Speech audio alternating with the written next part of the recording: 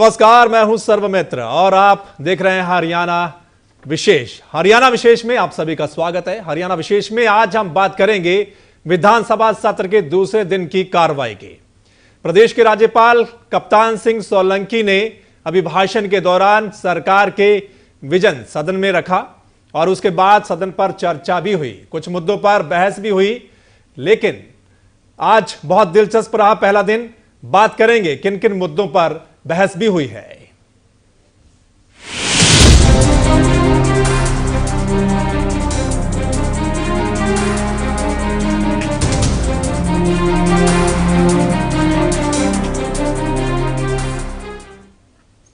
सबसे पहले हम आपको राज्यपाल के अभिभाषण की कुछ अहम बातें सुनवा देते हैं।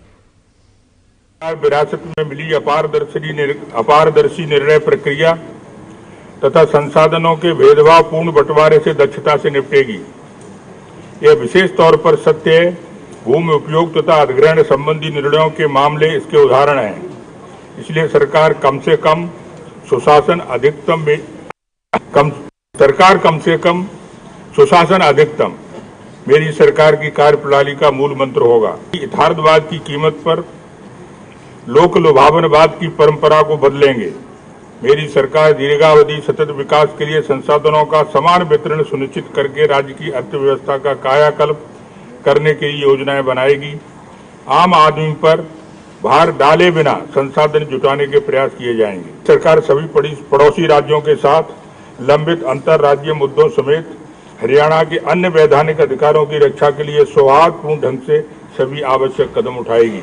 लोगों को उनके बिजली के बिलों का भुगतान करने हेतु प्रेरित और प्रोत्साहित करने के लिए प्रभावी कदम उठाए जाएंगे।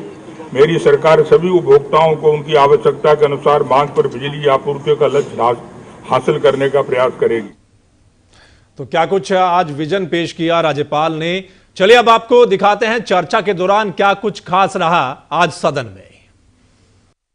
भूपेंद्र सिंह हुड्डा जी ने कहा है कि 1 इंच भी जमीन किसी को एक्वायर करके नहीं दी गई है। He has made a statement on the floor of the House. If the statement is wrong, he can be impeached for that. He can be held liable for that. Are you the leader of Congress Legislative Party? You are not. Then in what capacity were you talking? I'm sorry. I would like to address Honorable Chair. No, we cannot allow you to mislead the House. Sir. उल्टी कराई आपने। ये पानी नहीं आया ना, सीटी नहीं करवाई। वो कंस्ट्रक्शन हमने अगर आपने सीटी करवाई होती तो आज ये पानी आ गया होगा। इसलिए आपने उल्टी खुदवाई।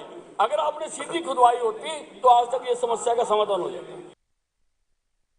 माननीय अध्यक्ष महोदय, भ्रष्टाचार पर भी चर्चा यहाँ पर की गई। जिन्होंने भ्रष्टाचार किया वो भ्रष्टाचार पर चर्चा कर रहे थे। जिन पर भ्रष्टाचार के लिए मुकदमे चल रहे हैं वो भ्रष्टाचार पर चर्चा कर रहे हैं।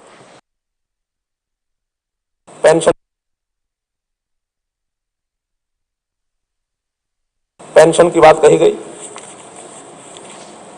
अब ये ठीक है, पार्टियां घोषणा करती हैं, चुनाव में करती हैं। अब उसमें चुनाव में घोषणा करते समय हमने की है घोषणा कि हम 2000 रुपये महीना देंगे। पहले 1000 रुपया थी, हमारे कुछ दलों ने 1500 भी की। हम अपनी बात पर सहमत हैं कि हम 2000 देंगे, लेकिन हमने कोई डेट घोषित नहीं की। आपने डेट घोषित की किसी योजना से की, किस योजना से की, आपको क्या ख्वाब आया कि हमारी सरकार आ रही है। डेट घोषणा करने का कोई अर्थ नहीं है। 5 साल के अंदर 2000 करेंगे, कैसे करेंगे, ये हमारे आर्थिक प्रबंधन का व्हाइट पेपर आने के बाद आपको बताएंगे। तो आपने सुना क्या कुछ खास रहा है। राज्यपाल का अभिभाषण हुआ, उस पर चर्चा हुई और कुछ अहम मुद्दों पर बहस भी हुई है। तीखी बहस हुई है आज यहां पर सदन में, काफी दिलचस्प। और तीसरा दिन भी दिलचस्प रहने वाला, जिस तरीके से आज दूसरा दिन रहा है। पेंशन की बात जिस तरीके से आखिर में हमने आपको दिखाया, मुख्यमंत्री साहब कह रहे हैं कि हाँ, हमने घोषणा की थी 2000 रुपये पेंशन देने की। हाँ, हमारे पास 5 साल है, हम सब कुछ करेंगे जो भी हमने घोषणा कर रखी है। उससे पहले जिस तरीके से आपने सुना, टारगेट पर रही इनेलो भी कुलदीप शर्मा के, बीजेपी भी रही और इनेलो भी खासकर रही। और तीखी बहस अनिल विज भी बोले और कैप्टन अभिमन्यु भी बोले। इन सब बातों पर आज चर्चा करेंगे। दूसरे दिन में क्या कुछ खास रहा है, क्या विजन है सरकार का। सबसे बड़ा जो आज हमारा आज का जो मुद्दा है कि सरकार का विजन क्या है, जो आज पेश किया गया, उस पर चर्चा भी हुई। ये हम बात करेंगे। मेरे साथ जो मेहमान जुड़े हैं इस चर्चा में, मैं आपको बता दूं, जयप्रकाश जी मेरे साथ अभी जुड़े नहीं है, जुड़ेंगे। जयप्रकाश जी निर्दलीय विधायक हैं, वीरेंद्र सिंह चौहान जी मेरे साथ हैं, बीजेपी के सह मीडिया प्रभारी हैं, एएस लुबाना साहब हैं, इनेलो के प्रवक्ता हैं, गोविंद ठुकराल जी मेरे साथ हैं, वरिष्ठ पत्रकार, और डॉक्टर सुरेंद्र धीमान जी कार्यकारी संपादक है एवं तहलका हरियाणा के। चलिए, सबसे पहले मैं आना चाहूंगा गोविंद ठुकराल जी, आपके पास आता हूं। पत्रकार हैं, बहुत लंबे समय से आप देखते आ रहे हैं जो विधानसभा सत्र की कार्रवाई होती है अलग अलग सरकारों में, आपने देखा है। दूसरा दिन आज था, अभिभाषण में विजन पेश किया गया। क्या कहेंगे? सबसे पहले तो जो विजन पेश किया गया सरकार की ओर से, उस पर क्या कहेंगे आप? देखिए, ये विजन उनका जो डॉक्यूमेंट उन्होंने पेश किया था मैनिफेस्टो में जी, और जो भाषण किए हैं प्रधानमंत्री ने और बाकी लीडर ने, उसके हिसाब से ही बना हुआ है। लेकिन ये विजन को लोग ये देखेंगे कि ये विजन पूरा कब होता है और कैसे होता है। जी, अभी तो जैसे लोगों का ज़्यादा जो मैनिफेस्टोज हैं उसमें विश्वास ही खत्म हो गया था जी, कि इनमें तो लुभावनी बातें होंगी।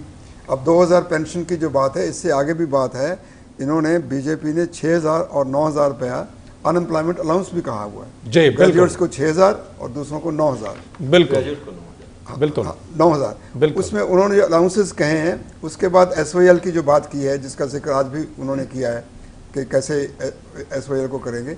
लेकिन सवाल ये है कि इन सब चीज़ों को आप करेंगे कैसे? जी, आज जो मुख्यमंत्री बोल रहे थे कि हमारा ये वादा है, हम वादे से पीछे नहीं हटले, लेकिन हमारे पास 5 साल हैं। तो क्या हम ये उम्मीद करें कि 2000 की पेंशन का काम आखिरी साल में जाके बिल्कुल होगा? बिल्कुल। एक बाकी पेंशन जो बाकी अलाउंसेस देने वो आखिर में होंगे। जी, सबसे बड़ी बात जो इंतजार है हरियाणा के किसानों को, जो इंतजार है जी, आज जो पैडी है, बिल्कुल धान, उसके भाव गिर रहे हैं। बिल्कुल। बासमती के बहुत गिर गए हैं, 1200 रुपए क्विंटल भाव नीचे चल रहा है। जी, जी, बिक रही नहीं रही, अच्छी तरह से उनकी खरीद नहीं हो रही। बिल्कुल बिल्कुल। जो समस्याएं हैं, इनका निदान तो आपको अभी से ही करना पड़ेगा, ज्यादा इंतजार नहीं हो पाएगी। जी, दूसरा इसमें मुश्किल ये होगी, जो इंटरस्टेट इश्यूज हैं जी, उनमें आपका केंद्र में भी बीजेपी की सरकार है, जी, जी, पड़ोसी पंजाब में भी सरकार है। बिल्कुल। तो इन दोनों प्रांतों का ही आपस में जो है, जी। बीजेपी की पंजाब की गवर्नमेंट, पंजाब की सरकार कह रही है, बीजेपी के लीडर कह रहे हैं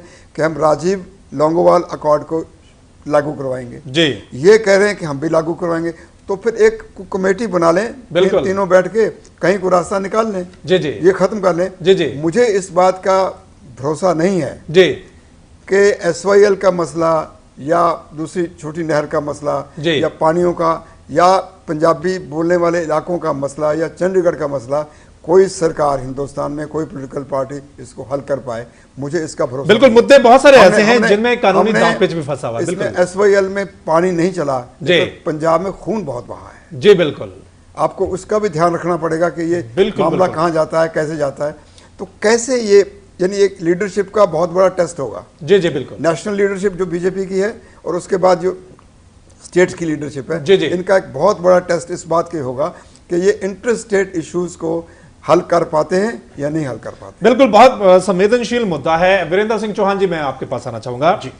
जो विजन पेश किया गया कि हम ये करेंगे और उसके लिए संसाधन जुटाए जाएंगे, अतिरिक्त बोझ नहीं डाला जाएगा प्रदेश की जनता पर, वही जानना चाहते हैं कि घोषणा बहुत बड़ी बड़ी की हुई है आपने, जिस तरीके से खुद मुख्यमंत्री कह रहे हैं कि घोषणा की जाती है चुनाव के समय में और हमारे पास 5 साल है और पूरा करेंगे, लेकिन ठुकराल साहब जिस तरीके से कह रहे हैं आखिरी साल में जाकर अगर करेंगे तो उसका फिर फायदा क्या है? देखिए मित्रवर, जो बात उन्होंने कही आज सदन के भीतर, जी, वो उस तरफ हम लोग पहले भी चर्चा करते रहे, अनेक पैनल डिस्कशन में उस पर हम गए हैं। जी, हम लोग पहले भी कह रहे थे, आज मुझे लगता है लगभग उसी लाइन पर मुख्यमंत्री महोदय ने विधानसभा में भी बात कही है कि एक तो वित्तीय अनुशासन की आवश्यकता है। जी, ढेर सारी फिजूल खर्चियां आप सरकार में हो रही होती हैं, फिजूल खर्चियों को कम करेंगे और लोकहित के जो काम हैं वो रुकने वाले नहीं हैं। जी, जनहित की जो चीजें हैं उनको रोका नहीं जाएगा, रोकेंगे तो फिजूल खर्ची को रोकेंगे। और एक बात उन्होंने कही है जी, कि एक काम जो प्राथमिकता के आधार पर करना होगा वो ये है कि हम अगले बजट सत्र से पहले एक व्हाइट पेपर लेकर के आएंगे प्रदेश की आय व्यय की स्थिति पर। जी, प्रदेश में कहां से क्या आ रहा है, क्या जा रहा है, और उसमें भी खास तौर पे जो आग्रह रहेगा, जी, ये तो आय व्यय तो बजट में भी हर बार आता है, बिल्कुल, परंतु जरा विस्तार से लोगों को पता तो चले कि हमारी आज की तारीख में जो वित्तीय स्थिति है, जी, आर्थिक स्थिति है, वो है कैसी। तो हरियाणा के मालिकों को, जो जिसको कि हम जनता जनार्दन कहते हैं, उनको उस स्थिति का हम एक सजीव चित्र खींच करके देंगे और वही करते करते हम अपनी योजनाओं को कैसे आने वाले समय में समयबद्ध ढंग से लागू करने वाले हैं, उसका भी एक रोड मैप उसके साथ साथ लेकर के आएंगे। एक वित्तीय अनुशासन लागू करेंगे। दूसरा, एक शब्द जो मुख्यमंत्री जी ने अपने संबोधन में सदन में प्रयोग किया कि देयर आर लीकेजेस। कई स्थानों पर, इसको फिर मैं कहूंगा कि देसी भाषा में कहना हो तो कई जगह पे नाके टूटे हुए हैं और वो नाके ऐसा भी लगता है कई जगह जानबूझ के तोड़ रखे हैं कुछ लोगों को लाभ पहुंचाने के लिए। पिछली सरकारों ने वो आपकी सरकार, आप ठीक कर लीजिए। मैं वही तो कह रहा हूं। बिल्कुल। तो अब जबकि हम श्री मनोहर जी के नेतृत्व में भाजपा की सरकार हरियाणा में है, तो हम वो टूटे हुए नाके मूंदेंगे पहले तो, और साथ में एक डिसिप्लिन, बिल्कुल फाइनेंशियल डिसिप्लिन रिस्टोर करेंगे। इस बात का उन्होंने संकेत दिया है। बिल्कुल रिसोर्सेज, बिल्कुल मेरा ये मानना है कि ये सच है कि संसाधनों की किल्लत है, ये भी सच है कि कर्ज का बोझ सामने पड़ा है, लेकिन हमको उसका मोटे तौर पर एहसास था। हम अब और अधिक संसाधन कैसे जुटाए जा सकते हैं उस पर भी कहीं ना कहीं फोकस करेंगे। बिल्कुल बिल्कुल बिल्कुल। सुशासन, लोक लुभावने वायदे जो हैं उनको बदला जाएगा और जिस तरीके से जो घोषणाएं कर रखी उनको पूरा करेंगे। बहुत बड़ी बड़ी बातें हैं, लेकिन संसाधन कैसे जुटाए जाएंगे उस पर भी बात करेंगे। जयप्रकाश जी हमारे साथ जुड़ गए हैं, कलाय से निर्दलीय विधायक है। जयप्रकाश जी, आपके पास आ जाते हैं। आप वहां मौजूद थे। आज दूसरे दिन की जो कार्रवाई रही है, काफी तीखी बहस भी हुई है, काफी प्रतिक्रिया देखने को मिली है कांग्रेस की ओर से भी और आईएनएलडी की ओर से भी, और उधर से विज साहब और कैप्टन अभिमन्यु भी काफी तीखे प्रहार कर रहे थे। कैसा लग रहा है विजन? सबसे पहले तो जो विजन है सरकार का, उस पर आपकी क्या प्रतिक्रिया, और दूसरा दिन में जो बहस हुई है उस पर आपकी? देखिए, आज राज्यपाल महोदय ने जो सरकार का विजन सदन के सामने रखा, उसके ऊपर चर्चा हुई। मैंने भी उसमें हिस्सा लिया था। जो मुद्दे थे वो बड़े ठीक है, क्योंकि अब जब तक सरकार को बने हुए 1 वर्ष पूरा ना हो जाए तो हम सरकार के विजन के ऊपर किसी तरह की प्रतिक्रिया करना ये समय से पहले की बात हो जाएगी। लेकिन हमने एक बात उसमें रखी है, और मैं जिस तरीके से मैं चर्चा कर रहे थे SYL के मामले को लेकर के, मैंने इस मामले को सदन में एक सुझाव रखा था SYL को लेकर के, नहरी पानी को लेकर के। केसाऊ डैम, लक्सर व्यासी डैम, रेणुका डैम, 3 डैम हमारे विचाराधीन है जो वेस्ट जमुना कैनाल के ऊपर हमारे इसके साथ मिलकर के बनेंगे। उत्तर प्रदेश का हिस्सा है और हिमाचल प्रदेश का है। मैंने ये कहा कि सदन ने सबसे पहले दलगत राजनीति से ऊपर उठ करके हमने ऐसे डैम जो विचाराधीन है भारत सरकार के साथ मिलकर के, माननीय नरेंद्र मोदी जी से या वाटर रिसोर्सेज मिनिस्टर से मिलकर के, हमने उन मुद्दों को प्राथमिकता देनी चाहिए जिससे कि हरियाणा प्रदेश को और दिल्ली प्रदेश को पानी मिल सके। उसमें एक दिया गया था कि पानी हरियाणा दिल्ली को मिले और बिजली राजस्थान को मिले। तो इस तरह की बात थी। जहां तक SYL का सवाल है, मैं नहीं समझता, क्योंकि मुद्दा राजनीति से प्रेरित है और हम बहस का मुद्दा इसको कितना ही बनाएं, बिल्कुल, लेकिन फजूली बहस का कोई फायदा नहीं। जब तक जनता को किसी इशू का लाभ नहीं हो सकता, पॉलिटिकल बहस करना, मैं कहता हूं जनता के साथ बेईमानी। बिल्कुल, जनता को बहुत उम्मीदें हैं और जो विजन रखा है कब तक पूरा करेगी सरकार, ये बहुत बड़ी बात है। लुबाना साहब मेरे साथ बने हुए हैं, इनेलो के प्रवक्ता हैं। लुबाना साहब, आज टारगेट पर इनेलो भी रही, कांग्रेस के टारगेट पर खासकर बात करें तो कुलदीप शर्मा ने काफी टारगेट किया। उन्होंने कहा कि शायद इनेलो अब सरकार के साथ मिली हुई है, मिली भगत से जो कुछ बोल रही है मिली भगत से बोल रहे हैं, चर्चा में कुछ और ही बोला जा रहा है। क्या कहेंगे? मैं एक बात साफ कर देना चाहता हूं कि जब अभी सरकार का गठन भी नहीं हुआ था, इलेक्शन चल रहे थे, उससे पहले ही ये लोकदल की तरफ से एक स्टेटमेंट दी गई थी जी, और उसके बाद जब इलेक्शन हो गए, सरकार बन गई, उसके बाद भी एक स्टेटमेंट दी गई थी कि बीजेपी अगर जन जो हरियाणा का है उसके लिए फायदे की बात करते हैं, उसके भले की बात करते हैं, तो हम बिल्कुल उनके साथ खड़े हैं जी। क्यों कि हमारा टारगेट है जनता की भलाई। और अगर कहीं बीजेपी उन मुद्दों से भटकती है या जन विरोधी को कानून लाती है, जन विरोधी को बातें करती है, या जनता के साथ जो वादे किए हैं उन पर खरा नहीं उतरती है, उसको पूरा करने में कोताही बरतती है, तो हम उन एक विपक्ष की, सशक्त विपक्ष की भूमिका निभाते हुए उनके खिलाफ खड़े होंगे। मैं कहता हूं इसमें मिलने वाली बात नहीं है। अगर हम सभी इस बात को ध्यान में रखें कि हमारा मुद्दा तो हरियाणा की जनता की भलाई है ना, चाहे वो बीजेपी करे, चाहे वो कांग्रेस करे, चाहे वो इनेलो करे, या वो अन्य करे, इसमें मिलने वाली बात ये उनका जो आरोप है बिल्कुल निराधार है जी। और मैं ये समझता हूं कि ये राजनीति से प्रेरित है जी। पहली बात तो उनको यह है, मैं जेपी साहब की, गोविंद साहब की, चौहान साहब की बात से सहमत हूं, वक्त मिलना चाहिए, इसमें कोई दो राय नहीं। लेकिन यहां पे एक बात खड़ी होती है, जब आप इलेक्शन में आते हो, जब आप मैनिफेस्टो देते हो, तो कुदरती बात है जनता को जो आप दिखा रहे हो या जो कह रहे हो, जनता उस पर विश्वास करती है और आपको वोट देती है। जनता को आपने कहा कि हम 2000 देंगे, जनता को आपने कहा कि हम 6000 9000 देंगे, जनता को आपने किसानों के लिए कहा कि जिन लोगों ने पैसे से अपना ट्यूबवेल कनेक्शन लिया है उनको हम बिल में एडजस्ट करेंगे, कई बातें कही। 15 पेज का मैनिफेस्टो है, मैं पढ़ रहा था। बिल्कुल। लेकिन अब यह बात है कि आपने कह तो दिया, जनता इस पर विश्वास करके आपको वोट भी दे दी, लेकिन जनता ये नहीं जानती कि कांग्रेस ने कहा कि मैं 10 साल में हम बिजली देंगे पूरी 24 घंटे, नहीं दे पाई। जनता ने विश्वास किया, कांग्रेस को बनाया। अब जनता ने बीजेपी को विश्वास करके वोट दिए, उसको बनाया, इस बात के लिए काबिल समझा कि आप करेंगे। जनता ये नहीं जानती, जैसे चौहान साहब कह रहे थे कि हम जनता को एक रोड मैप देंगे, वो दिखाएंगे, जनता इस बात को नहीं समझती। ये तो राजनीतिकों की बात है, राजनीति हाँ दिखाएंगे करेंगे, वो बातें गे और होने में बहुत फर्क है। तो मैं लिहाजा ये जनता की तरफ से ये तो बल्कि बीजेपी को इस बात के लिए बधाई दूंगा कि अगर कोई विजन उन्होंने पेश किया है, उस विजन को जब तक आप एग्जीक्यूट ना करें तो उस विजन का कोई मतलब नहीं। चलिए उसका एक छोटी सी टिप्पणी वो मिलने मिलाने वाली बात पर मैं हल्के से करना चाहता हूं कि अगर लोक हित में कोई ये कहे लोबाना साहब कि मिल भी गए हैं हम और आप, तो इस पर किसी को अगर परेशानी हो रही है तो कम से कम वो लोकहित के दुश्मन है। अच्छा बिल्कुल, चलिए वो भी बात करेंगे।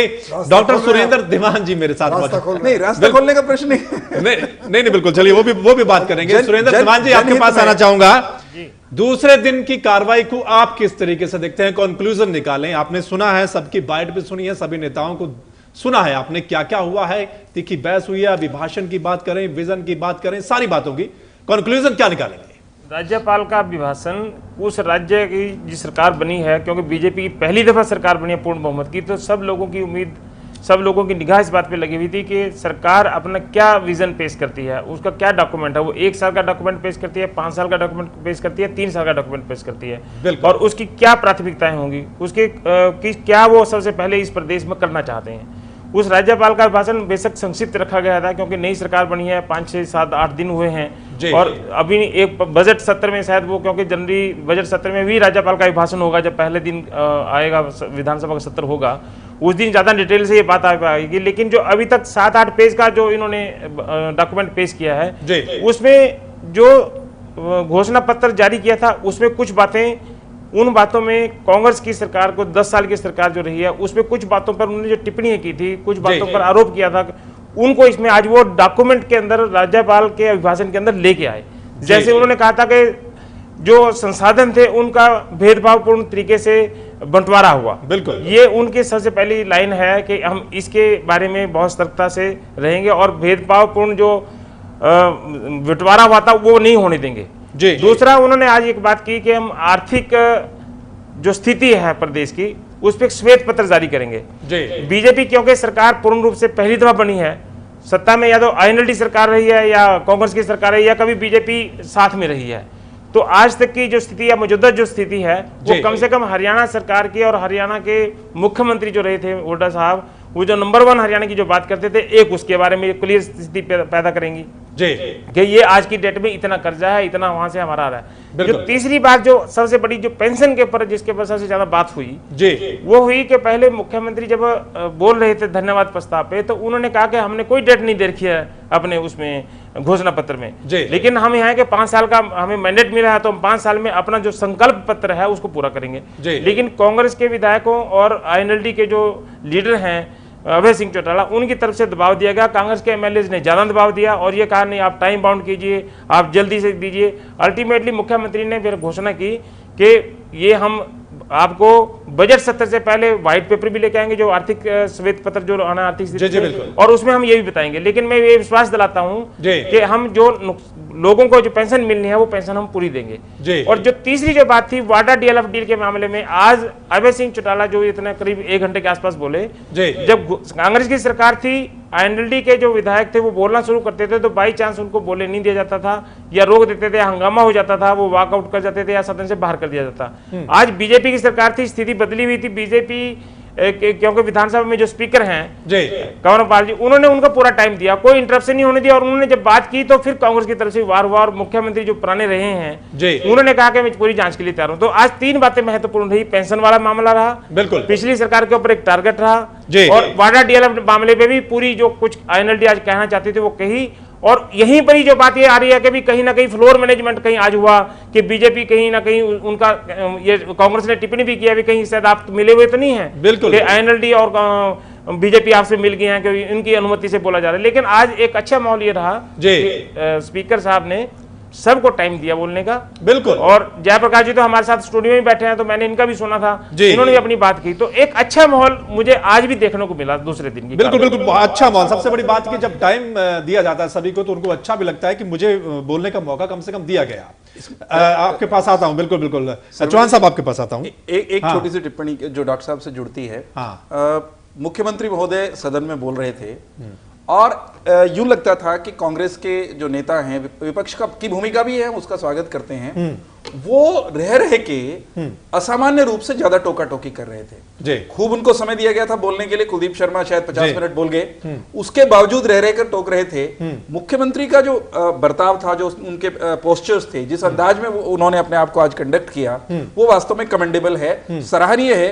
वो कतई विचलित नहीं हुए और रोका टोकी के बीच में सबको सुन रहे थे, और एक बड़ा भारी संकेत सकारात्मकता का उन्होंने दिया कि जब विपक्ष ने कोई बात कही सहजता से उसको सुना, और एक ठोस आश्वासन वो जो जिसका डॉक्टर साहब ने जिक्र किया कि हम बजट सत्र से पहले व्हाइट पेपर लेकर के आएंगे और रोड मैप भी देंगे कि मान लीजिए पेंशन हमको देनी है, जितनी देनी है वो कब तक हम देंगे। तो खुले दिमाग की सरकार जो पहले दिन जो संकेत दिया था कि हम ओपन माइंड से, ये पहला सत्र है, तो अभी पता चलेगा जब आगे सत्र होंगे कि खुले दिल की ये सरकार है या फिर कोई टाइम बाउंड, जिस तरीके से कह रहे हैं कि टाइम बाउंड क्या है पेंशन को लेकर, 5 साल बीत जाएंगे तो उसके बाद क्या रहेगा। बिल्कुल आपके जयप्रकाश जी आपके पास आता हूं। जिस तरीके से दीवान साहब ने भी कहा और जिस अभिभाषण में भी है कि लोक लुभावने जो वादे हैं उससे बचा जाएगा, यह बात कही गई आज अभिभाषण में। टारगेट पिछली सरकार को भी किया गया, लेकिन लोक लुभावने वायदे तो चुनाव के वक्त किए गए हैं, बीजेपी की ओर से भी किए गए हैं, सारी पार्टियों की ओर से भी किए गए हैं। ये लोक लुभावना वायदा यह है कि पेंशन 2000 दी जाएगी, बेरोजगारी भत्ता इतना दिया जाएगा। तो अब क्यों कह रही है बीजेपी की सरकार कि लोक लुभावने वायदों से बचा जाएगा? देखिए, मुझे वक्तव्य याद आता है महामहिम राष्ट्रपति महोदय का, जिन्होंने आज से लगभग 8 महीने पहले इस देश की जनता को, देश के राजनीतिक लोगों को एक संदेश दिया था, कोई भी दल, कोई पार्टी भारतवर्ष में देश और प्रदेश में सरकार बनाने से पहले ऐसे वायदे ना करे जिससे कि प्रदेश और देश की अर्थव्यवस्था के ऊपर विपरीत असर पड़े। तो इसलिए मैं तो समय इस बात के लिए कहता हूं कि चाहे कोई सा भी दल, कोई सी पार्टी हो, बिल्कुल सब ने ऐसे लुभावने वायदे किए जनता के साथ, जिसकी वजह से इनके लोग चुन करके आते हैं, और अगर वो वायदे पूरे नहीं होते तो उसका पार्टी के ऊपर भी विपरीत असर पड़ता है और प्रदेश की जो अर्थव्यवस्था है उसके ऊपर भी विपरीत असर पड़ता है। क्योंकि मैंने देखा है कि चाहे देश की सरकार हो चाहे प्रदेश की सरकार हो, वायदे उतने ही करो, और बल्कि मैं तो ये कहता हूँ जो माफी के वायदे हैं, ये ज्यादा बढ़ोतरी के वायदे हैं, इनको बड़ा संयम से लेना चाहिए। और जिस तरीके से आज हरियाणा प्रदेश के मुख्यमंत्री ने अपनी बात कही कि मैं अपना बजट देख करके, अपना वित्तीय खाता को देख करके और उसके ऊपर मैं श्वेत पत्र जारी करूंगा, उसके बाद फैसला लूंगा। अगर ये प्रथा पहले से डल जाए, चुनाव से पहले हर पार्टी ये कहे कि हम अर्थव्यवस्था देख करके कोई वायदा नहीं करेंगे, हम ठीक आदमी, हम ये करेंगे, ये तो विजन तो बिल्कुल सही बात है, लेकिन ये वायदे ना करो। जी टुकराल साहब कहना चाहते हैं, अच्छी बात नहीं। बिल्कुल टुकराल साहब, 2 बातें उभर के सामने आई हैं जी। एक तो जयप्रकाश जी ने बड़ी अच्छी बात ये कही है कि पानी का जो मसला है, नहरी पानी का, सिंचाई का जो मसला है, इसको अगर एक साइंटिफिकली ढंग से देखा जाए कि हमारे पास ऊपर से दरियाओं में पानी कहाँ से आता है, कितना आता है, क्या हम और डैम बना के इस मसले का हल कर सकते हैं या SYL और बुटाना नहर के झगड़े में पड़ सकते हैं। इनमें से एक चीज को हमें चुनना होगा। अगर हम वो चीज चुन लें जिससे हमारे ऊपर के डैम बन जाएं, यूपी को भी हिस्सा मिल जाए, हिमाचल को भी हिस्सा मिल जाए, बिजली मिल जाए, पानी मिल जाए, क्या हम वो कर सकते हैं? एक दूसरी बात जो सामने आई, आज ये शब्द का इस्तेमाल हो रहा है लुभावने वादे। जी। जब आप मैनिफेस्टो में लिख रहे थे कि हम 2000 पेंशन देंगे, 6000 देंगे, 9000 देंगे, तो वो लुभावना आप शब्द क्यों इस्तेमाल कर रहे थे? ये एक बड़ी ठोस आएंगे आपके पास आएंगे, आप उसको देखिएगा कि आपके पास बजट में क्या है क्या नहीं है। लेकिन आप ये कह दीजिए, जैसे जयप्रकाश जी ने कहा कि आप ये लोग लुभावने वादे नहीं चाहते जी, लोग शायद इतनी पेंशन और ये चीजें भी नहीं चाहते होंगे। उनको एक अच्छी कारागार सरकार, बिल्कुल, जो वेस्टेज को खत्म करे, आगे बढ़े, एक अच्छी सरकार तो दो जी। एक राज्य, यानी एक जी जी जिसकी हम चर्चा पहले कर चुके हैं, रिफॉर्म। लोग अच्छी सरकार चाहते हैं, इसमें कोई शक नहीं है कि उनके काम सही तरीके से गवर्नेंस के रिफॉर्म्स कीजिए, गवर्नमेंट का रिफॉर्म कीजिए। ये इतना बड़ा ढांचा खड़ा हो गया जिसका टैक्सेस पे, अब बजट देखिए 33,000-34,000 करोड़ का बजट है आपका जी। कोई इतना कम बजट तो नहीं है ना। बिल्कुल। क्या उन्होंने कहा कि बोझ नहीं डालेंगे, ठीक है, बहुत अच्छी बात है, बोझ नहीं डालेंगे, लेकिन वो पैसा अगर आप ठीक से खर्च करें तो वहीं से बचा के निकाल सकते हैं। बिल्कुल निकाल सकते हैं। लुबाना साहब आप कुछ कहना चाह रहे हैं? मैं चौहान साहब आपके पास आ रहा हूँ। लुबाना साहब, मैं 2-4 बातें जो बहस सुनी है जीपी साहब की, गोविंद साहब की, तो मुझे कुछ बातें जो विगत की याद आती हैं जी। जैसे बीजेपी कहती है खजाना खाली है, अभी चौहान साहब ने कहा कि हमारे पास है नहीं है जी, नेताओं ने भी बयान दिया। कांग्रेस कहती है कि खजाना भरा हुआ है जी, बीजेपी कहती है खजाना खाली है जी। तो अब किस पे विश्वास करें? नंबर एक श्वेत पत्र लाएंगे। नंबर एक।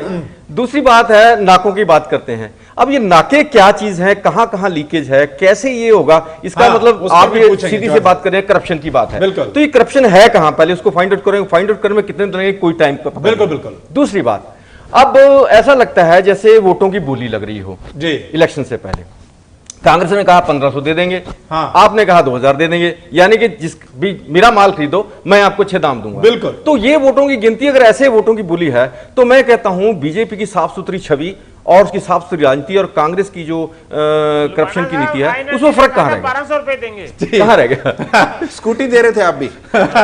चलिए चौहान साहब, वही भ्रष्टाचार मुक्त हरियाणा बनाएंगे, वो भी आपने कहा था, और वो जो आप कह रहे हैं कि वो नाके वो सब एक बात और मैं कहना चाहूंगा, एक बात रह गई है। जैसे मतलब आज अभय जी बयान दे रहे थे कि आप टाइम बाउंड बताएं किस टाइम करेंगे। एक्चुअली मैं ये सोचता हूं कि जो विधायक होते हैं वो जनता के प्रतिनिधि होते हैं। जो जनता उनको कहती है कि हमारा ये सवाल होना चाहिए, हमारा ये कब होगा, क्योंकि अपनी प्रदेश से आप चुन के आए हैं तो वो जनता पूछेगी। तो जनता की आवाज में सदन को ऐसे तैसे रखना एक विधायक का फर्ज होता है। इसीलिए शायद ये पूछा गया कि हाँ कब देंगे आप, क्योंकि पूछते भी वोट दिए हमने, हमें बताओ हम 2000 मिलेगा कब? बिल्कुल। चर्चा 1 मिनट के रुकना चाहूंगा, यहां बहुत मजबूरी है हमारी, एक ब्रेक लेना पड़ेगा। एक छोटे से ब्रेक के बाद लौटते हैं, फिर चौहान साहब के पास चलेंगे।